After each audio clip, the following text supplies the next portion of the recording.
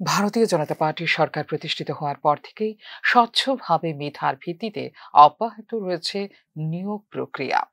বিগত সরকারের আমলে সরকারি চাকরি পেতে হলে প্রত্যাশিতদের সোর্সের ওপর নির্ভর করতে হতো।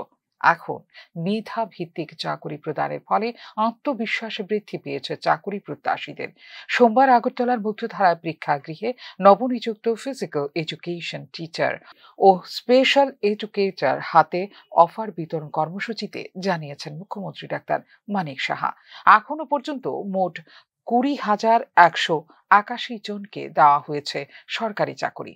স্বাস্থ্য ও শিক্ষা নিয়ে কোনো ধরনের কম্প্রোমাইজ করবে না রাজ্য সরকার বলে ওই দিন জানিয়েছেন মুখ্যমন্ত্রী ডাক্তার মানিক সাহা।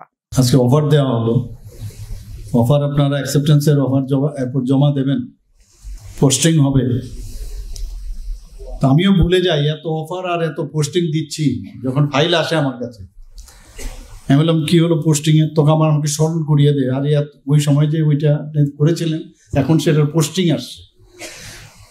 তো এইরকম না, আমাদের সরকার মানে অনেকে বলছেন এই সরকার চাকরি দেয় না চাকরি দেয় না, আর আমরা চাকরি দিচ্ছি বললেই আজকে এই 26শে সেপ্টেম্বর পর্যন্ত ডাই ইন হার্নেস শুদ্ধ আমরা টোটাল এখন অব্দি চাকরি দিয়েছি। আজকেরটা নিয়ে যদি 157 আমরা যদি যোগ করি, আগে 20,024 জন দিয়েছি আর আজকে 157 দিয়েছি, 20,181 জন সরকারি চাকরি আমরা দিয়েছি। আরও দেব, আরও আমরা চেষ্টা করছি যাতে যেখানে যেখানে গ্যাপ আছে সেগুলো দেখার, বিশেষ করে স্বাস্থ্য এবং এডুকেশন নিয়ে কোনো কম্প্রোমাইজ হবে না।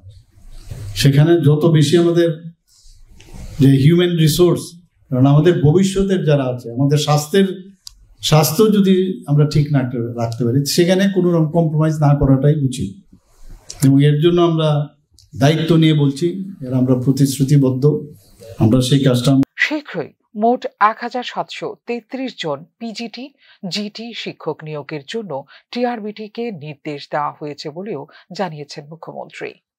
915 জন পোস্ট গ্রাজুয়েট টিচার, আমি একটু আগে বলেছি আমরা আরো দেওয়ার চেষ্টা করছি। 700 জন গ্রাজুয়েট টিচার।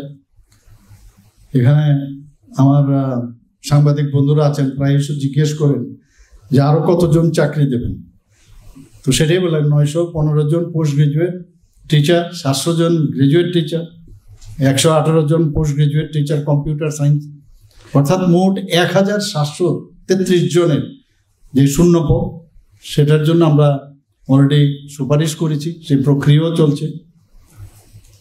এবং এই যে আমাদের এটা কিন্তু একটা ভিত, আমার মনে হয় একটা ফাউন্ডেশন আমাদের মানে স্কুলগুলোর জন্য, এবং বিভিন্ন আরো যেসব পদ আছে সেগুলো আমরা নিশ্চয়ই আমরা করবো।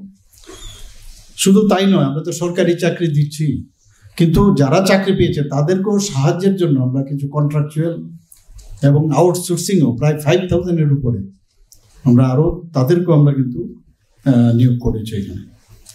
জাতীয় মান অনুযায়ী ছাত্র শিক্ষক অনুপাত উন্নত করা এবং মূল শিক্ষা শাখাগুলো শক্তিশালী করতে সরকার বদ্ধপরিকর বলে এদিন জানিয়েছেন মুখ্যমন্ত্রী। ত্রিপুরাকে উত্তর পূর্বাঞ্চলের শিক্ষা হাবে রূপান্তরিত করার চেষ্টা করা হচ্ছে বলেও এদিন জানিয়েছেন মুখ্যমন্ত্রী ডাক্তার মানিক সাহা। এদিনের অনুষ্ঠানে মোট 157 জনের হাতে তুলে দেওয়া হয় নিয়োগপত্র। ফিউরো রিপোর্ট, নিউজ নাও।